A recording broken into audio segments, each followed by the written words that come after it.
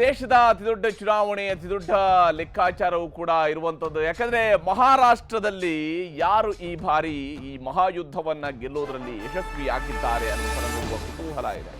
ದೇಶದ ಅತಿದೊಡ್ಡ ಚುನಾವಣೆ, ಅತಿದೊಡ್ಡ ಲೆಕ್ಕಾಚಾರ, ಯಾರಿಗೆ ಈ ಬಾರಿ ಅಧಿಕಾರದ ಗದ್ದುಗೆ ಸಿಗುತ್ತೆ, ಮಹಾಯುತಿ ವರ್ಸಸ್ ಮಹಾ ಅಘಾಡಿ, ಯಾರಾಗ್ತಾರೆ ಕಿಂಗ್? ಸಮೀಕ್ಷೆಯ ನಿಖರ ಮಾಹಿತಿ, ಪಕ್ಕಾ ವಿಶ್ಲೇಷಣೆಯನ್ನ ನಿಮ್ಮ ಮುಂದೆ ಇಡುವಂತಹ ಪ್ರಯತ್ನವನ್ನ ಮಾಡ್ತೀನಿ. ಬಹಳ ಮುಖ್ಯವಾಗಿ ರಾಜ್ಯದಲ್ಲಿ ಎರಡು ರಾಜ್ಯಗಳಲ್ಲಿ ನಡೆದಿರುವಂತಹ ಈ ಒಂದು ವಿಧಾನಸಭಾ ಚುನಾವಣೆ, ದೇಶದ ಅತಿದೊಡ್ಡ ಚುನಾವಣೆ, ಮಹಾರಾಷ್ಟ್ರದಲ್ಲಿ ಯಾರು ಅಧಿಕಾರದ ಗದ್ದುಗೆಯನ್ನು ಏರ್ತಾರೆ ಅಂತ. ಮಹಾರಾಷ್ಟ್ರ ಚುನಾವಣೆಗಳು ಕಳೆದ ಹಲವು ವರ್ಷಗಳಿಂದ ಅದು ಯಾವುದೇ ಸ್ವರೂಪದಲ್ಲಿದ್ದರೂ ಕೂಡ ಮೈತ್ರಿಕೂಟಗಳ ಸರ್ಕಾರಗಳಿಗೇ ಒಲಿಯುವಂತಹ ರಾಜ್ಯ ಆಗಿದೆ. ಮೈತ್ರಿಕೂಟಗಳೇ ನಿರ್ಣಾಯಕ ಆಗತ್ತೆ.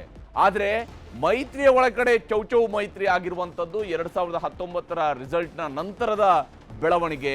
ಯಾರ ಜೊತೆಗೆ ಮೈತ್ರಿಯಲ್ಲಿದ್ರು, ಯಾರು ಯಾರ ಜೊತೆಗೆ ನ್ಯಾಚುರಲ್ ಮಿತ್ರರು ಅಂತ ಅನ್ನಿಸ್ಕೊಂಡಿದ್ರು, ಅವರು ಕೂಡ ಒಂದಾದ ಮೇಲೆ ಒಂದು ಒಡಕುಗಳನ್ನು ಸೃಷ್ಟಿಸಿ, ಒಂದಾದ ಮೇಲೆ ಒಂದು ಪಕ್ಷಾಂತರಗಳನ್ನು ಅಂದರೆ ಮೈತ್ರಿಗಳನ್ನು ಬದಲು ಮಾಡ್ತಾ ಅಧಿಕಾರವನ್ನು ಅನುಭವಿಸಿರುವಂಥದ್ದು. ಅಲ್ಲಿರುವ 6 ಪ್ರಮುಖ ಪಕ್ಷಗಳು, ಈಗಿನ ಲೆಕ್ಕದಲ್ಲಿ ಬರುವಂಥ 6 ಪ್ರಮುಖ ಪಕ್ಷಗಳು ಬರ್ತವೆ ಮಹಾರಾಷ್ಟ್ರದಲ್ಲಿ. ಈ 6ಕ್ಕೆ 6 ಪಕ್ಷಗಳು ಕೂಡ ಕಳೆದ 5 ವರ್ಷದಲ್ಲಿ ಅಧಿಕಾರವನ್ನು ಅನುಭವಿಸಿರುವಂಥದ್ದು ವಿಶೇಷ. ಹೀಗಾಗಿ ಇಲ್ಲಿ ಎಲ್ಲರೂ ಕೂಡ ಅಧಿಕಾರ ನಡೆಸಿದವರೇ, ಆದರೆ ಕಡೆಯದಲ್ಲಿ ಅಧಿಕಾರ ನಡೆಸಿದಂಥವರ ವಿಚಾರದಲ್ಲಿನೇ ಈಗ ಅವರ ಪರವಾಗಿರುತ್ತಾ ಅವರ ವಿರುದ್ಧವಾಗುತ್ತಾ ಅನ್ನುವಂತಹ ಕುತೂಹಲ, ನಿರೀಕ್ಷೆ ಇರುವಂಥದ್ದು. ಮಹಾಯುತಿ ವರ್ಸಸ್ ಮಹಾ ಅಘಾಡಿ. ಮಹಾಯುತಿ ತನ್ನ ನೇತೃತ್ವದಲ್ಲಿ ಲೋಕಸಭೆ ಚುನಾವಣೆಯಲ್ಲಿ ಬಹಳ ಅದ್ಭುತವಾದಂಥ ಪರ್ಫಾರ್ಮೆನ್ಸ್ ಅನ್ನು ಮಾಡೋದಕ್ಕೆ ಯಶಸ್ವಿ ಆಗಲಿಲ್ಲ. ಮೋದಿಯವರನ್ನ ಪ್ರಧಾನಮಂತ್ರಿ ಮಾಡಬೇಕು ಅನ್ನೋಂಥ ದೊಡ್ಡ ಘೋಷಣೆಯ ನಡುವೆಯೂ ಕೂಡ ಮಹಾಯುತಿ ಆ ಸ್ವರೂಪದಲ್ಲಿ ಮಹಾರಾಷ್ಟ್ರದಲ್ಲಿ ಬಿಜೆಪಿಗೆ ಬಲವನ್ನು ತುಂಬುವುದರಲ್ಲಿ ಯಶಸ್ವಿ ಆಗಿರಲಿಲ್ಲ. ಆದರೆ ಈ ಬಾರಿ ಹರಿಯಾಣದಲ್ಲಿ ಹೇಗೆ ಲೋಕಸಭೆಯಲ್ಲಿ ಕಡಿಮೆ ಸೀಟು ಬಂದರೂ ಕೂಡ ಮತ್ತೆ ಅಧಿಕಾರದ ಗದ್ದುಗೆ ಏರೋದಕ್ಕೆ ಸಾಧ್ಯ ಆಯಿತು, ಅದೇ ಸ್ವರೂಪದಲ್ಲಿ ಈ ಬಾರಿ ಮಹಾರಾಷ್ಟ್ರದಲ್ಲೂ ಕೂಡ ಬಿಜೆಪಿ ನೇತೃತ್ವದಲ್ಲಿ ಸರ್ಕಾರ ರಚನೆ ಆಗೋದಕ್ಕೆ ಸಾಧ್ಯ ಆಗುತ್ತಾ? ಅಥವಾ ಇಂಡಿಯಾ ಬ್ಲಾಕ್ನವರು ಯಾವ ಸ್ವರೂಪದಲ್ಲಿ ಮಹಾರಾಷ್ಟ್ರದಲ್ಲಿ ಲೋಕಸಭೆ ಚುನಾವಣೆಯಲ್ಲಿ ಒಂದು ಒಳ್ಳೆಯ ಪರ್ಫಾರ್ಮೆನ್ಸನ್ನು ಇಂಡಿಯಾ ಬ್ಲಾಕ್ನ ದೃಷ್ಟಿಯಿಂದ ನೋಡಿದಾಗ ಒಂದು ಒಳ್ಳೆಯ ರಿಸಲ್ಟ್ ಅವರಿಗೆ ಲೋಕಸಭಾ ಚುನಾವಣೆಯಲ್ಲಿ ಸಿಕ್ಕಿರುವಂಥದ್ದು ಮಹಾರಾಷ್ಟ್ರದಲ್ಲಿ. ಹೀಗಾಗಿ ಅದೇ ಮಹಾರಾಷ್ಟ್ರದಲ್ಲಿ ಈಗ ಅಧಿಕಾರದ ಗದ್ದುಗೆಯನ್ನು ಹಿಡಿಯೋದ್ರಲ್ಲಿ ಯಶಸ್ವಿ ಆಗ್ತಾರಾ ಅನ್ನೋದನ್ನು ನೋಡಬೇಕಿದೆ.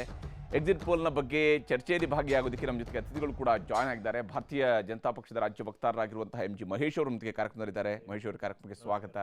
ಹಾಗೆಯೇ ಕಾಂಗ್ರೆಸ್ನ ರಾಜ್ಯ ವಕ್ತಾರರಾಗಿರುವಂತಹ ನಿಕೇತ್ ರಾಜ್ ಮೌರ್ಯ ನಮ್ಮ ಜೊತೆಗೆ ಕಾರ್ಯಕ್ರಮದಲ್ಲಿದ್ದಾರೆ. ನಿಕೇತ್ ಅವರ ಕಾರ್ಯಕ್ರಮಕ್ಕೆ ಸ್ವಾಗತ. ನಮ್ಮ ಜೊತೆಗೆ ಹಿರಿಯ ಪತ್ರಕರ್ತರಾಗಿರುವಂತಹ BS ಅರುಣ್ ಅವರು ಜಾಯ್ನ್ ಆಗಿದ್ದಾರೆ. ಅರುಣ್ ಅವರ ಕಾರ್ಯಕ್ರಮಕ್ಕೆ ಸ್ವಾಗತ. ಚರ್ಚೆಯನ್ನು ನಾವು ಆರಂಭಿಸೋಣ. ಬಹಳ ಮುಖ್ಯವಾಗಿ ಈ 2 ರಾಜ್ಯಗಳಲ್ಲಿ ನಡೆದಿರುವಂತಹ ಮತ ಸಮರದ ಬಗ್ಗೆ ಮಾತನಾಡಬೇಕಾಗಿರುತ್ತದೆ. ಜಾರ್ಖಂಡ್ನಲ್ಲಿ ಹೇಮಂತ್ ಸೊರೇನ್ ನೇತೃತ್ವದಲ್ಲಿ ಇಂಡಿಯಾ ಬ್ಲಾಕ್ನವರು ಅಧಿಕಾರವನ್ನು ನಡೆಸಿದ್ದಾರೆ. ಈಗ ಮತ್ತೆ ಚುನಾವಣೆಯಲ್ಲಿ ಜಾರ್ಖಂಡನ್ನು ಗೆಲ್ಲೋದಕ್ಕೆ ಸಾಧ್ಯ ಆಗಿದೆಯಾ, ಆಗತ್ತಾ ಇಂಡಿಯಾ ಬ್ಲಾಕ್ ಅವರಿಗೆ ಅನ್ನೋದರ ಬಗ್ಗೆನ ಪ್ರಶ್ನೆಗಳು ಕೂಡ ಇದ್ದಾವೆ, ಕುತೂಹಲಗಳಿದ್ದಾವೆ. ಹಾಗೆಯೇ ವಿಶೇಷವಾಗಿ ಮಹಾರಾಷ್ಟ್ರದ ವಿಚಾರಕ್ಕೆ ಸಂಬಂಧಪಟ್ಟಂತೆ ನೋಡ್ತಾ ಆದಾಗ ಮಹಾರಾಷ್ಟ್ರದಲ್ಲಿ ಏನಾಗುತ್ತೆ? ಹಿಂದೆ ಒಂದೇ ಪಕ್ಷದಲ್ಲಿದ್ದರು, ಒಂದೇ ಮನೆಯಲ್ಲಿದ್ದವರು, ಈಗ ಒರಿಜಿನಲ್ ಒಂದು, ಅದರ ಪಕ್ಕದಲ್ಲಿ ಅದೇ ಪಕ್ಷದ ಹೆಸರಿನಲ್ಲಿ ಬ್ರಾಕೆಟ್ನಲ್ಲಿ ಬರೆಯಲಾಗಿರುವಂತಹ ಪಕ್ಷಗಳು ಮತ್ತೊಂದು, ಅಂದರೆ ಉದ್ಧವ್ ಠಾಕ್ರೆ ಮತ್ತು ಶರದ್ ಪವಾರ್ ಅನ್ನುವಂತಹ 2 ಪಕ್ಷಗಳು. ಈ ರೀತಿಯಾಗಿ ಪಕ್ಷಗಳು ಬದಲಾಗಿದ್ದಾವೆ, ಹೊಸ ಹೊಸ ಪಕ್ಷಗಳ ಸೃಷ್ಟಿಯಾಗಿದೆ, ಹೊಸ ಮೈತ್ರಿಕೂಟಗಳು ಮಹಾಯುತಿ ಮತ್ತು ಮಹಾ ಅಘಾಡಿಯ ಮೂಲಕವಾಗಿ ನಡೆದಿರುವಂಥದ್ದು. ರಾಜ್ಯದ 3 ವಿಧಾನಸಭಾ ಕ್ಷೇತ್ರಗಳ ಬಗ್ಗೆಯೂ ಕೂಡ ಅಂತಹ ಕುತೂಹಲ ಇದ್ದೇ ಇದೆ. ಏನಾಗಿರಬಹುದು ಈ 3 ಕ್ಷೇತ್ರಗಳಲ್ಲಿ ಅನ್ನೋದರ ಬಗ್ಗೆಯೂ ಕೂಡ ಕುತೂಹಲ ಇದ್ದೇ ಇರುವಂಥದ್ದು.